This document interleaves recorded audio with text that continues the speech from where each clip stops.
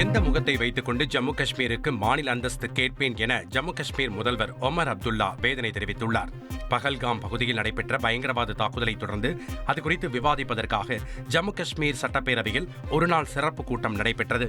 அதில் உரையாற்றிய ஜம்மு காஷ்மீர் முதல்வர் ஒமர் அப்துல்லா, இந்த படுகொலை எங்களை உள்ளுக்குள் வெறுமையாக்கிவிட்டதாக கவலை தெரிவித்த அவர், தற்போதைய சூழலில் ஜம்மு காஷ்மீருக்கு தனி மாநில அந்தஸ்து வேண்டும் என்று தாம் கோரிக்கை விடுக்க மாட்டேன் என தெரிவித்தார். இந்திய கடற்படைக்கு 26 ரஃபேல் போர் விமானங்களை வாங்குவதற்கான ஒப்பந்தம் இந்தியா பிரான்ஸ் இடையே கையெழுத்தாகியுள்ளது. ஒப்பந்தத்தில் பாதுகாப்புத்துறை அமைச்சர் ராஜ்நாத் சிங்கும் பிரான்ஸ் பாதுகாப்புத்துறை அமைச்சர் செபாஸ்டியன் லெகார்னும் கையெழுத்திட்டுள்ளனர்.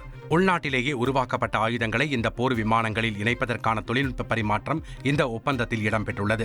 இந்த விமானங்களை இந்தியாவிடம் ஒப்படைக்கும் பணிகள் 2030ஆம் ஆண்டுக்குள் நிறைவடையும் என எதிர்பார்க்கப்படுகிறது. பகல்காம் தாக்குதலை அடுத்து இந்தியாவில் உள்ள பாகிஸ்தானியர்கள் வெளியேற மத்திய அரசு உத்தரவிட்டிருந்தது. அதன்படி அனைத்து மாநிலங்களிலும் தங்கியுள்ள பாகிஸ்தானியர்களை கணக்கெடுத்து வெளியேற்றும் பணிகளில் குடியுரிமைத்துறை அதிகாரிகள் ஈடுபட்டு வந்தனர். இந்நிலையில் தமிழகத்தில் இருந்த 200 பாகிஸ்தானியர்கள் வெளியேறிவிட்டதாக தகவல் தெரிவிக்கப்பட்டது.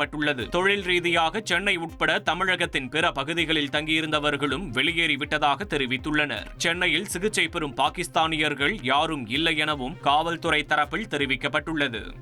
பாகிஸ்தானியர்கள் தங்கள் நாட்டிற்கு ஒழுங்காக திரும்பாவிட்டால் சுட்டுக் கொல்லப்படுவார்கள் என மகாராஷ்டிரா மாநில துணை முதல்வர் ஏக்நாத் ஷிண்டே பேசியது பரபரப்பை ஏற்படுத்தியுள்ளது. பாகிஸ்தானை சேர்ந்த 107 பேர் மகாராஷ்டிராவில் இருப்பது குறித்து கருத்து தெரிவித்த ஏக்நாத் ஷிண்டே, அவர்கள் எங்கு ஒளிந்து கொண்டிருந்தாலும் போலீசார் அவர்களை கண்டுபிடித்து அங்கேயே கொன்று விடுவார்கள் என்று தெரிவித்தார். பாகிஸ்தானியர்களுக்கு அடைக்கலம் வழங்குபவர்கள் மீதும் நடவடிக்கை எடுக்கப்படும் என்றும் ஏக்நாத் ஷிண்டே குறிப்பிட்டார். இதனிடையே மகாராஷ்டிராவில் பாகிஸ்தானியர்கள் தங்கியிருப்பது தொடர்பாக முதல்வர் தேவேந்திர பட்னாவிஸும் துணை முதல்வர் ஏக்நாத் ஷிண்டேவும் மாறுபட்ட தகவல்களை கூறியது அம்பலமாகியுள்ளது.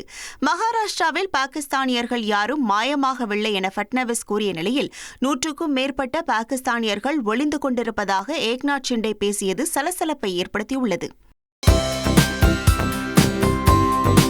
தந்தி டிவியை உங்கள் கேபிள் டிவி ஆபரேட்டரிடம் இலவசமாக கேட்டு பெறுங்கள்.